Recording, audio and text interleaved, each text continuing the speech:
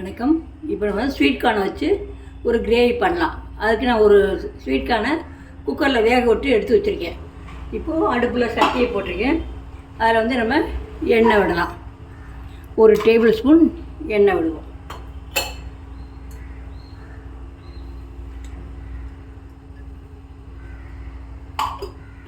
எண்ணெய் காயட்டும்.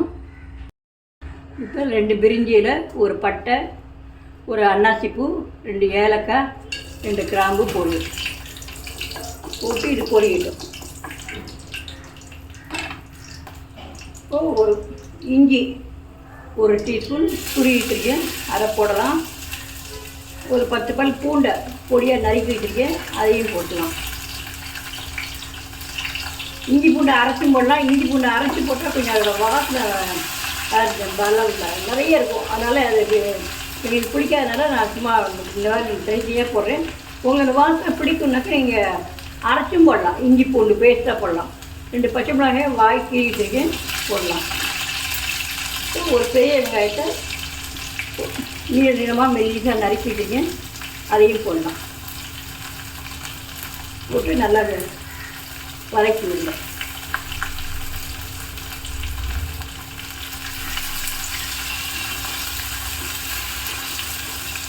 கொஞ்சம் அடுப்பை லேசாக குறைச்சி வச்சுருந்து நீங்கள் கொஞ்சம் உப்பு போட்டிங்கனாக்கா சீக்கிரமாக வதங்கிடும். வெங்காயம் நல்லா வதங்கினா தான் நமக்கு இந்த டிஷ் எல்லாமே நல்லாயிருக்கும்.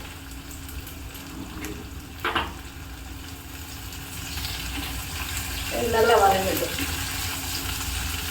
நல்லா கண்ணாடி மாதிரி வரணும்.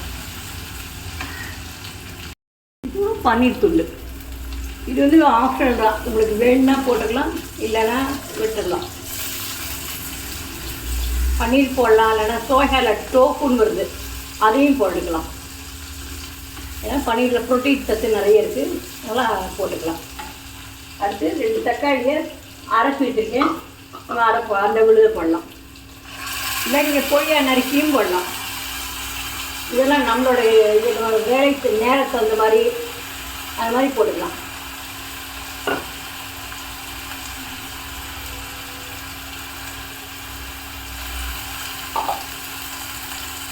இதுலேயும் கொஞ்சம் உப்பு போட்டோம்னா தக்காளி நல்லா சீக்கிரம் வதங்கிடும்.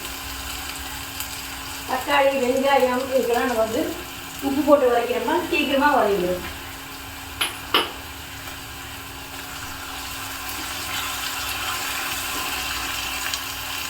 அப்பப்போ அடுப்பை குறைச்சி கூட்டின்னு வச்சுன்னா நம்ம செய்யணும். இப்போது உரப்புக்கு மிளகாத்தூள் போடலாம். இதெல்லாம் உங்களோட இஷ்டம்தான். உங்களுக்கு எவ்வளோ தேவையோ அந்த மாதிரி போட்டுக்கலாம். இதுக்கு கணக்கெல்லாம் கிடையாது. இதில் அவங்க வீட்டில் உரப்பு அதிகமாக சாப்பிடுவாங்க, அப்போ அவங்க கூட கொஞ்சம் போட்டுக்கலாம். சில விட உப்பு கம்மியாக உரப்பு கம்மியாக போடுவாங்க, அப்போ அவங்க கம்மியாக போட்டுக்கலாம்.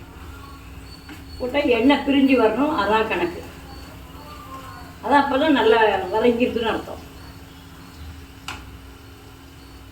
இப்போ கொஞ்சம் புதினா வாசனை, கொஞ்சம் கொத்தமல்லி,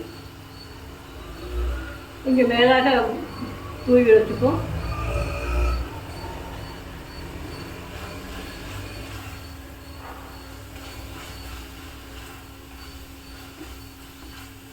தினம் இட்லி இப்போ இதுக்கு இட்லி கூட தொட்டுக்கலாம். அதை தினம் சட்னி சாம்பார் அரைச்சி வச்சு நமக்கு அழுத்து போச்சுனாக்கா இந்த மாதிரி டிஃப்ரெண்ட்டாக செஞ்சு சாப்பிடுவோம். இப்போ வேக விட்டு வச்சுருக்கிற ஸ்வீட் கார்ன் போடுவோம்.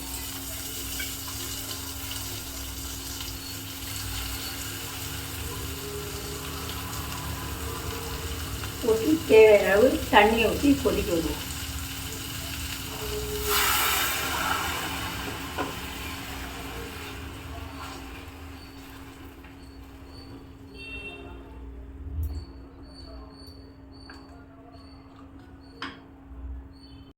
கொதிச்சுட்டு இருக்கட்டும். நம்ம அதுக்குள்ளேயும் ஒரு டேபிள் ஸ்பூன் தேங்காய், ஒரு 10 பாதாம் வச்சு நம்ம அரைச்சி எடுத்துன்னு வரலாம்.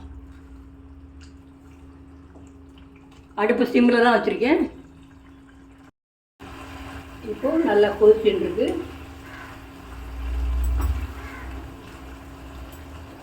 இதில் தேங்காயும் ஒரு 10 பாதாமும் அரைச்சி வச்சுருக்கேன், அதை விடலாம்.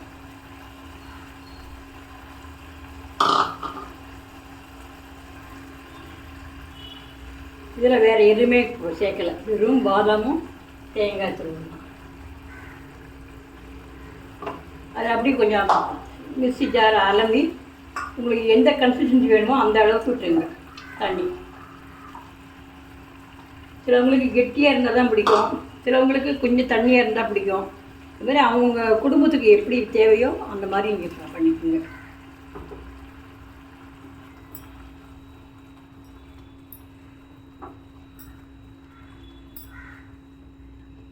ஒரு கொதி வந்தவுடனே இறக்கி வச்சுனாக்க ஸ்வீட் கார்ன் கிரேவி ரெடி.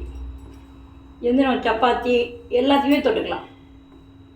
இல்லை சூடாக சாதம் வடித்து நல்லெண்ணெய்யோ இல்லைன்னா நெய்யோ விட்டு பிழிஞ்சிட்டு இதை பிசைஞ்சு கூட சாப்பிட்லாம். நம்ம நல்லாயிருக்கும். தினம் ஒரே மாதிரி செஞ்சோன்னா நமக்கே சாப்பிட போர் அடிச்சிடும். இப்போது நல்லா கொதி வந்துடுது. இப்போ நம்ம அடுப்பு அணைச்சிடலாம்.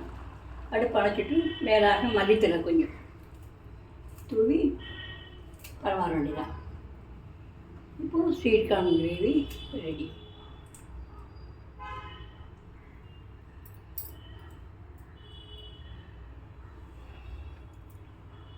நீங்களும் செஞ்சு பாருங்கள். செஞ்சு பார்த்துட்டு சாப்பிடுங்க. நல்லா ஆரோக்கியமாக இருங்க.